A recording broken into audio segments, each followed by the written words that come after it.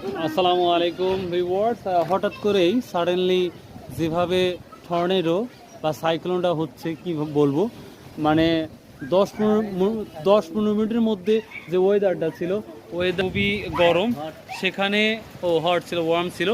হঠাৎ করেই এত দ্রুত ওয়েদারটা যে পরিবর্তন হবে, এটা কল্পনার বাইরে, মানে বিশ্বাস করার মতন না। যেটা আপনারা দেখতে পাচ্ছেন, এই যে ছোট বাচ্চারা দৌড়াচ্ছে। মানে আমরা আসামের মতো ঘোরাতে না ভাই, আমের সময় এরকম যাওয়া হয় না।